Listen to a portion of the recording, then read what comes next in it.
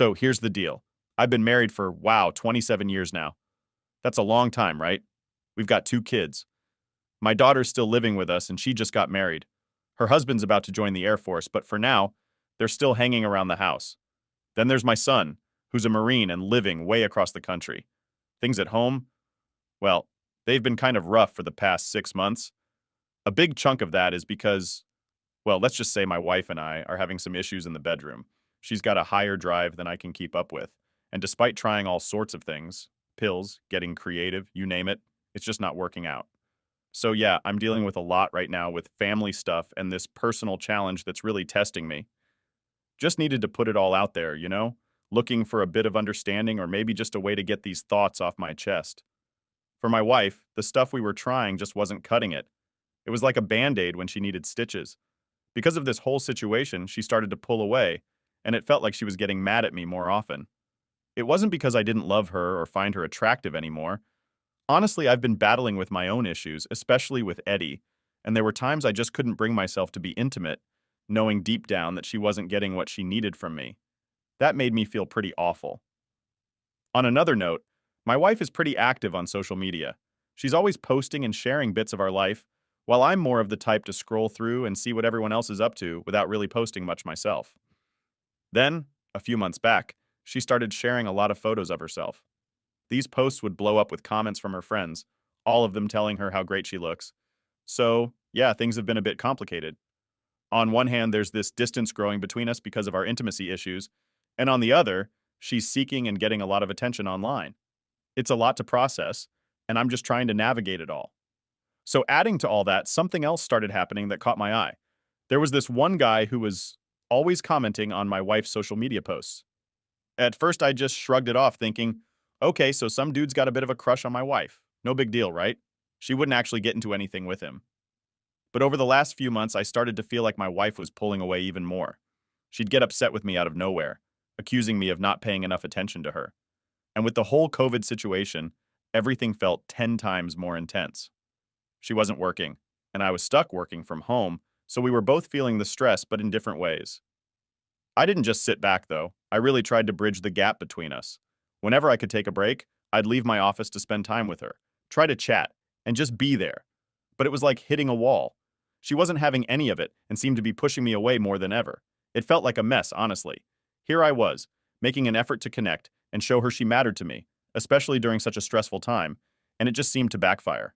She was becoming more distant, and that guy's constant presence in her online world didn't help matters. Continuing on with that story, things reached a boiling point between us not too long ago. She basically let it all out, telling me everything she's been unhappy about. The bottom line? I'm not meeting her needs. She's craving closeness and intimacy, the kind that we just haven't been able to achieve lately. We ended up having a really long talk about it, and she made it clear that our sex life, or the lack thereof, is a huge issue for her. It's something she misses terribly, something that I, as I am right now, can't provide. Hearing all this, I felt terrible. I mean, I want to make things right, but I'm kind of at a loss about what to do next. Then, things got even more complicated. Just 2 nights ago, we were having a conversation, and suddenly, her phone lights up with a notification. It was a message from that same guy who's been all over her Facebook. I couldn't help but see it. It was right there in front of both of us. The message read, "Miss you thinking about you." That moment felt like a punch to the gut. It was one thing to suspect that this guy was a little too interested in my wife, but seeing those words just made the whole situation way too real. It's hard to describe how I felt right then, a mix of shock, betrayal, and confusion all rolled into one. So when that message popped up and I saw what it said, I was like, what's going on here? She tried to brush it off at first, saying he's just an old friend from her childhood, someone who knew her family, and that they'd reconnected on Facebook. It sounded innocent enough at the beginning, but as the night went on, things started unraveling, and the truth began to come out bit by bit. It turned out they'd been talking for months, not just about old times and family stuff, but about much more personal things. As we dug deeper into their conversations, she admitted that she'd been sharing our marital struggles with him, particularly about our intimacy issues. I pressed her for the whole truth, and it came out that their chats had crossed a line. They were sharing fantasies about each other, talking about what they'd do if they were together. She was crying, explaining how desperate she was for sexual intimacy, something we struggled with due to our issues with penetration. Hearing all of this was devastating. It's one thing to know we have our problems, but it's another to find out she's been seeking that kind of connection with someone else, even if just in messages. It was a lot to process, realizing how deeply our issues affected her and led her to seek comfort in a fantasy with someone from her past. After that whole avalanche of confessions and emotions, she hit me with another shocker. She said she needed to go out for a bit to clear her head. She promised she'd be back, but you could tell the situation was just tearing her apart. She even left with a plea, telling me not to leave her despite everything. I didn't say anything, even though inside I was a mess. I thought maybe she needed to vent to a friend, a girlfriend, even though part of me felt like that might not be the best move. But then, as I was sitting there, this nagging thought wouldn't leave me alone. What if she was going to meet him? The guy from the messages. I couldn't just sit and wonder, so I did something I never thought I'd do. I checked our phone logs through Verizon. And there it was, as clear as day. A 30-minute call to a number I didn't recognize, right after she walked out the door. That sent me down a rabbit hole trying to figure out whose number it was. It was getting late, and she still wasn't back. Worry started to mix with my frustration and hurt. I was stuck in this whirlwind of trying to piece together where she was, who she was with, and what this all meant for us. After she left, I tried reaching out a few times, texting to see if she was okay, but got no response. It wasn't until around 2 a.m. that I finally got a text from her, saying she was on her way home. The relief I felt was short-lived, because when she got back, we had to face the music. I asked her straight up where she had gone and what she was up to. She tried to tell me she was just visiting a girlfriend, a safe answer. But then, I brought up the phone call. I knew her friend's numbers, and I knew she had called someone else. That took her by surprise.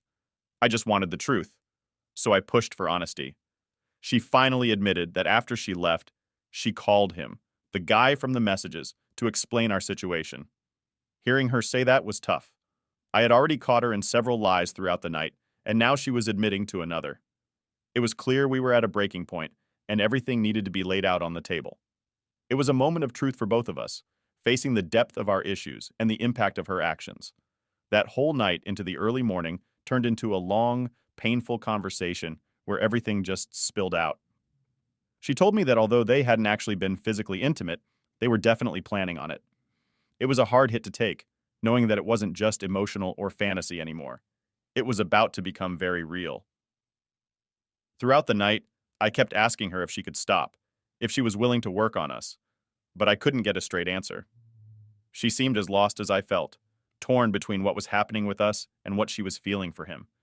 Even after telling me she'd cut off contact, she admitted that he reached out again, and they ended up talking for around 20 minutes the very next day.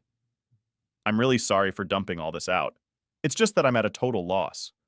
I don't really have anyone I can talk to about this, and it feels like I'm carrying this huge burden all by myself. It's so strange because to everyone else, she's seen as this amazing, upstanding person in our community, and here I am, just the quiet guy who works hard and tries to keep things running smoothly. It's a lot to process, and honestly, I don't even know where to start. If you were to be told that there was an affair going on between us, I guarantee you, everyone that knows us would want to know what the hell I've done. Maybe that doesn't matter, but again, it's just feeling like I can't turn anywhere. I don't even know how to wrap this up. I'm in so much pain. Like I can feel physical pain from this. My chest is hurting and I feel sick. If you read this far, thank you. I don't know what to do. Now for the top of advice, as before reading the update, expose her and the affair. Affairs hate to be exposed. Exposing her affair will help her snap out of the affair fog. She is in an affair fog and is confused. Look up affair fog. The way to end the affair is to exist. Her affair. If the affair partner is married, then she needs to tell his wife about the affair. She will then feel the impact of what she has done. Sorry, you were here. First thing gets tested for STDs. She lied to you all night, so no reason to believe they haven't slept together. Also, if he's married, notify a spouse or partner. Start doing the 180. Don't engage her at all and ask her to move into another bedroom. Consult with an attorney ASAP. Find out what divorce will look like for you. What you can't do is be passive and let her continue to walk all over you. She needs to cut all contact with the guy. Either you listen into the call or review the message she sends. Access to all of her accounts and passwords. If she wants to stay married to you, she needs to bend over backwards to make herself trustworthy again. You have to be willing to lose your marriage in order to save it. I don't believe her when she says that she didn't fuck him that night. Was gone until 2 a.m. and called him immediately after leaving. They had sex. Nothing she says would make me think otherwise. She is also constantly lying to you. How can you trust this woman? Okay, you have ID, and she just needs to divorce you. If she's that unhappy, not go behind your back and fuck some other guy while you're still married. I would meet with a lawyer first thing and see what your options are. I would definitely expose the affair publicly. Call the other guy if he's married. Reach out to his wife and let her know what's going on. Unfortunately, very few women understand the emotional complexity of it. When we see a counselor that deals with this issue, can explain what you are going through, I don't know if this will help. There are many couples where the man has said, sex is not the problem because satisfaction for the woman can be achieved through many different ways and not just by penetration. She won't listen to you, but maybe she will listen to what a professional has to say about it. Now for the updates. It was one of the darkest times of my life, but I wanted to share this update because in my mind, a miracle happened the other night. I posted this and want to share that. There is definitely hope in the future, when your life might seem to be crashing all around you. Writing the post has been a very difficult and out of character thing, but at the time I felt like I had nobody to turn to. If you look through the thread, there is one reply that basically says, "I've sent you a message." I responded. Over the next few weeks, this woman shared her story with me very similar and gave me advice and support. We learned about each other and eventually developed a friendship. We went from Reddit messaging to texting to calling, and eventually we agreed to meet. Our closest friends are cautioning us to take things slow as something clicked in us. And it wasn't long after we met and started seeing each other that we knew we were in love. Fast forward to 3 years later. Marriage is in our future. I am more happy and in love than I have ever been. It's not lost on us that we both shared in the horrible experience of infidelity. It's admittedly something that bonded us together, but that's also increased our communication abilities. As we know, we're two people with emotional scars. The love and safety that I feel with this woman is immeasurable. So I'm sharing this today because it's been 3 years. You can and will go through your hardships. There is happiness and love out there. The best advice I got going through was to work on myself, eat right, exercise, and self-care. Work on myself to become better. Don't worry about everything else, and happiness and joy will find you. Don't give up. Keep pressing forward, and there are good things to come in your life. Story 2. So I'm a twin. My brother and I hang out all the time, and we are super close. In a few days, it's her 25th birthday. We share the same friend group, and we're really close and have been since school. He has a close group of girlfriends, about 5 of them, who I have also known for many years. I would class them as being closer with him in recent years, but we are still good friends and socialize often together. Now I've been added to a group chat labeled my brother's name Surprise Dinner. It was a surprise birthday dinner for my twin brother, then organized by one of the girls in that group, and they have invited me as a guest. One of them also said in the group that it would be nice to see me as well, so I just felt like an afterthought. I wouldn't have really minded if the girls wanted to organize a surprise birthday evening exclusively for my brother and themselves, but they also invited my partner and some of my brothers and his closest friends. This feels inconsiderate and quite upsetting, as I can't understand why I would be invited to my literal twin brother. Surprise birthday dinner with me only invited as a guest, as it is also my birthday involving all of our friends. My girlfriend also found this action to be extremely rude and wondered why this girl didn't just reach out to her, and then they could have organized a surprise involving both of us instead, or have just involved both my brother and I and left the surprise element out of it. And the chat it was. It is clearly stated that we are all to arrive at one time while my brother is due to arrive 20 minutes later. The thought of attending makes me feel weird because it's just a celebration for his birthday when him and I are literally born on the same day. This isn't new information to the organizer. Also, every year my brother and I do something together because we want to and because we have the same friends. Last year, friends and my girlfriend set up a massive dinner for her birthday to which everyone was invited, including the girl group. So now I'm at a crossroads. I don't know whether or not to attend. On one hand, if I don't go, I will feel left out because our mutual friends are going. But on the other hand, if I do go, I will feel like I'm letting myself be disrespected and I will likely feel uncomfortable as it feels like only my brother is being celebrated. So, I better if I took a stand and didn't go at it. My girlfriend has just checked the chat and the organizer has booked the dinner for 10 people and set a menu. There are currently 11 attending, excluding my girlfriend and I. If we win, this would make it way over capacity. Now, we really aren't sure if we should go because what if we turn up and there is no room? This makes this slightly more awkward as we may not be able to just pull up a chair and join. The dinner is also tomorrow. Thanks for all the time messages as well. I will definitely give an update after everything plays out. Now for the top of advices before reading the update. Well, I wanted the brother to act a bit differently, seeing how close they were from Opie's and POV. Anyway, it's always possible the brother thought the relationship was not that good or something. Did I expect that for more drama? Maybe. But I also expected that so that Opie knows for sure that his brother has his back. My guess is the brother confided in her that he'd wish that he had a birthday to himself just once, maybe just talking. And she decided to run with it in the stupidest way possible. Or she's just a thoughtless, rude manipulator. Considering the response, I'm just tired of this girl from that other friend. Seems like there are some frequent antics coming from her, but at the same time, the brother did not even wonder where his twin was. Didn't even send a quick text. I don't think that he said he would prefer a birthday alone, but I do think that he is moving on from doing everything together. So he did not care much. I know some twins actually despise that because it feels to them like they're not individuals. He didn't need to wonder where his twin was. The organizer gave him technically accurate but highly misleading info that his twin plus girlfriend had been invited but chose not to come. He presumably thought they had made private plans for the evening. He says in the post that she has asked where Opie was, and the awful host told them that she invited Opie and his girlfriend and they chose not to come. And Opie's twin didn't seem to question further on why they wouldn't come. I have to wonder if the twin asked them why part. How it would have gone down then. As a twin myself, I could actually totally see this being true. It's definitely a thing through childhood. We hated sharing our birthdays, and it always sort of seemed like a competition, where you see which of your friends preferred who. At 25, though, I think most people would already be having separate birthdays. It's just awkward that they still share the exact same friends. Or maybe I just feel that way because I'm not close with my twin like Opie apparently is. Now for the update. Hey, sorry guys.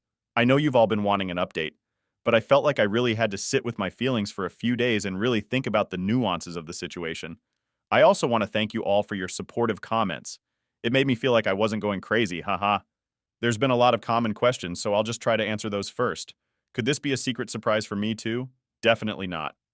I was added to the group chat with all the other guests and was given instructions on when to be there and when we would all surprise my brother. Also, this girl is not that thoughtful, haha. And if it was a secret surprise for my partner would have known, and wouldn't have just let me suffer in silence. Does this girl have a crush on my brother? I was actually impressed by people's intuition. It's not really a straightforward crush. She's been hot and cold with him, but they aren't together. I do think that she tries hard to be the most important girlfriend in his life, though, so I think her organizing this surprise dinner is her way of further trying to achieve that status. So you guys were spot on, haha. To the few who said that I need to get out of my feelings and go, I would have had absolutely no problem at all if they wanted to do something with just my brother alone. If they had just left it to their girl group to celebrate him and left me out of it, I respect that they are closer to my brother, and I would have been happy for him. The problem arises when I was invited as a bystander, and my partner and some of my best friends were invited too, while completely disregarding that it's my birthday as well. That's what made me feel shitty. Why haven't some of my closest friends who were invited say anything? I got a call from a friend the day of the dinner, and he said he spoke with our other close friend, and they agreed that it was extremely rude and a strange thing to do. I asked him why none of them spoke up on my behalf, and he just apologized and said he didn't have any excuses for it. They still ended up going to the dinner. My other close friend rang up the day, and she said that she is not attending because it doesn't feel right to do so. Then this close friend ended up testing one of the girls from that group, explaining why she won't be there. The girl then responded with excuses and said, "It's not that big of a deal." So I spoke to my other close friends who are also twins. They weren't invited to the dinner and just asked them how they would feel if they were in this situation. They pretty much said what majority of all of you said. They were so angry on my behalf and said that it is extremely messed up and that they wouldn't go if it was them. They then created a new dinner plans with myself and my girlfriend and my brother and her closest friends so that we can do a new celebration after her birthday instead. I didn't go to the dinner. It was 2 nights ago, so my girlfriend and I went to go see a movie instead. We figured if we took the radio silent route, our absence would hopefully speak for itself.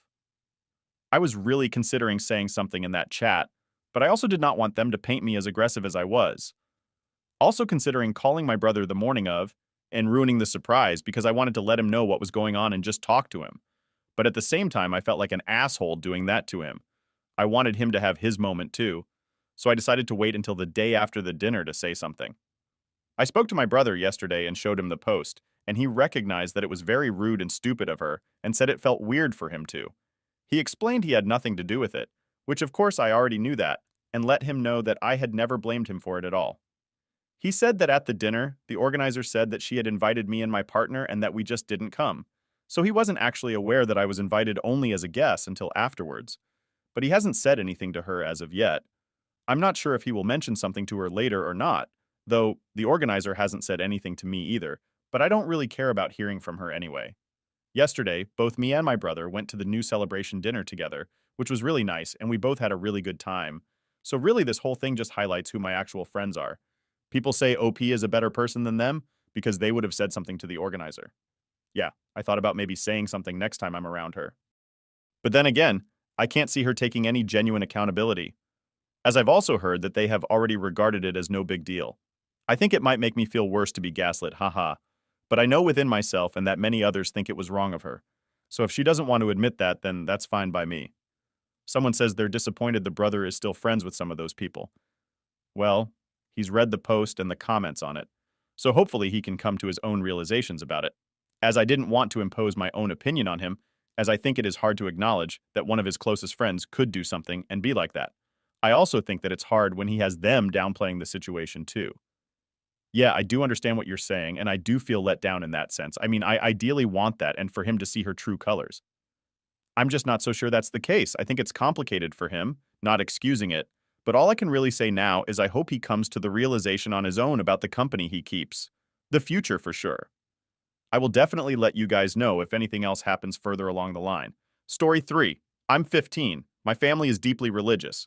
I respect that sometimes, I'm 15 and I have to, rub one out. I try not to, but I can't concentrate on anything else if I don't. And if I see a pretty girl, it'll get worse. He basically feels like sleeping to me. If I don't do it, I can't function. I don't know if I'm normal or not. I'm definitely not ashamed of it, but I'm not lying. I promise. My mom doesn't believe me. My dad is out of the picture, so I can't talk to him and ask him if this is a guy thing. Anyway, my mom has tried a lot of things to get me to stop. She took my door off, for example. She grounded me and stuff. I try to hide it, so she gives up. But now she's decided to get some kind of a device and put it on me so that I can't touch myself. She seems serious, and it wouldn't be out of character for her. She also does other weird things, like on Fridays we can't eat at all because of Jesus. I try to respect that, but oftentimes I go out on a bike ride and get food somewhere. I get hungry. What I want to know is, can I refuse to wear her device? I pretty much know I will lose my phone. She'll probably sell it so I can't get it back and stuff if I refuse. But I personally think that going a while without my phone is kind of okay. I want my grades to stay. Fine. So that I can get into college and have some control over myself. And I can't do that if I'm constantly hot and bothered by every girl I see because, well, So yeah, this is kind of embarrassing. I hope I don't need to share my personal information with anyone here. I live in Ohio and go to a private school. Additional information in the comments. We're not allowed to go to the doctor for religious reasons. My younger brother, who is 13, broke his arm last year and had to go, and he got in trouble for it. My school is a real Catholic school, not run by people from my mom's religion. I have 7 siblings, 2 brothers, and 5 sisters. I don't know who her dad is. There are multiple people in our church involved, but I'd rather not be too specific. Okay, I wasn't going to lie. I have marks and stuff to prove some of the stuff, so they shouldn't think I'm lying. Hopefully. Yeah. For example, there's a religious, I do not know what you call it, burn or something. My one brother has it too, and my other doesn't yet. She used to do other stuff, but she start mostly. Now for the top of advice before reading the update. So masturbation is a sin, but drugs, child abuse, starving kids, sexual activity with minors, and branding kids are all fine. Cool. Got it. Fasting on Friday isn't really a mainstream religious thing, but some do refrain from eating meat on Friday. The whole concept of Good Friday and Easter Sunday is that Jesus was crucified on Friday. Religious fasting used to be a lot more common 100 years ago. What it means can vary wildly. It might mean no eating or drinking sun up until sundown. No eating, but water is okay. You can only consume bread and water, etc. Nowadays, some practices make an exception for people with health conditions and/or dietary restrictions. I think the thing that people don't seem to get is that with this people, it's literally all about control. The sins are things that you do that make you difficult to control, like wanting bodily autonomy. The worst part is at such a pivotal time in this kid's life. He's going to feel like he ripped his family apart. He's going to be the one to blame himself in the years that follow. If he learns more, things continue to go wrong for his sibling since he spoke up. It's sad that the amount of kids who get put into the system and face further abuse. I hope that nothing like that happens. But these children were failed at so many points in time. If the police already had a suspicion about an entire building of people or the church, then something should have been done sooner. It's crazy to me that these things can go on for so many years.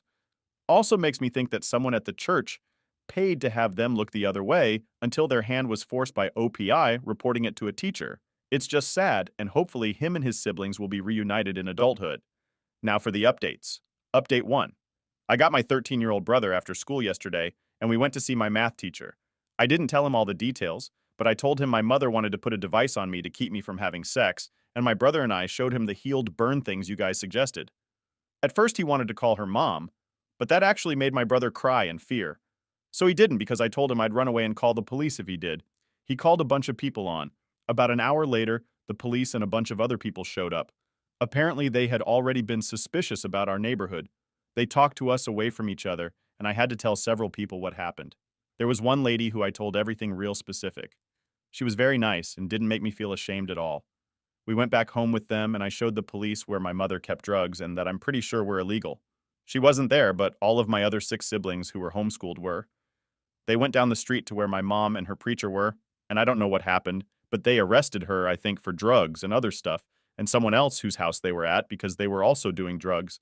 I think that's what they usually do, but not the preacher. I think they're going to look into it, though. There were a bunch of people, employees who talked to all of us more, and eventually they took us to a place where they said we'd stay for now, like a shelter or something. I should have done this years ago. I felt really bad because I could have had my siblings taken care of. I don't really know what's happening or going to happen, but the place I'm in now is way cleaner than I'm used to. And we have clothes and stuff and food, and we don't have to watch toddlers anymore. They weren't happy when they figured out stuff like the burns and that my 11 and 10-year-old sisters can't read at all. They also weren't happy with her house, I could tell. I hope we don't have to go back, and I hope it's okay to post this, even though I don't need advice anymore. Thank you to everyone who helped me. Update 2. Have gotten a zillion messages from people offering everything from adoption to food to asking for updates, so I thought I would tell you guys what ended up happening. The messages are still coming, even now, LOL. I asked the people I am with if it was okay, and they said yes. They made me let them read it first. It was kind of embarrassing, but it is okay. I kind of owe you all, haha. My mother was charged with several things and is in jail, but I don't think they actually put her in for the crimes yet, like she's waiting on the police to get evidence. I think as many of you guys thought.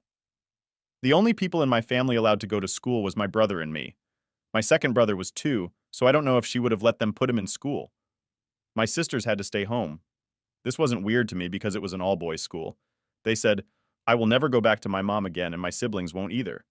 They also said that we were in what was called a cult. We were all in one big apartment building kind of thing. They said they weren't sure that the cult itself was illegal, just that some of the other stuff happening was drugs and that some of the stuff was probably sexual assault. But I can't talk about it very much. Multiple people are in jail for it. Lots of people left, and I think they're looking closely at the pastor, so it's okay. Thank you all. I don't know if all 8 of us will stay together, but we are safe now. It's weird, but in a good way. I don't think I'll have any more updated information for a long time, but I'll try if anything happens. That seems like a good idea. I've been on Reddit more, but on a different account, so that's why I haven't posted much. Thank you all again. Update 3. After countless messages of requests for an update on the preacher thing, I have a small update that I think a lot of people here predicted. Our neighborhood and the apartment building, a lot of people from a religious organization were sort of taken over by the police in the last few months. Many people were arrested for drugs and dealing stuff that I don't know about that much. A lot of it was mostly kept out of the news because it's messy. All 7 of my brothers and I are not all together anymore. I cried a lot, I think, but it is probably better because some of us needed a lot of help. My preacher was the father of many children in our religion, including my brother and me and one of my sisters. He is in jail like my mother, and I don't think that I will ever have to see him. I don't think I want to. I am kind of sad because I was hoping secretly that I had a father out there, but he is like my mother, so I don't.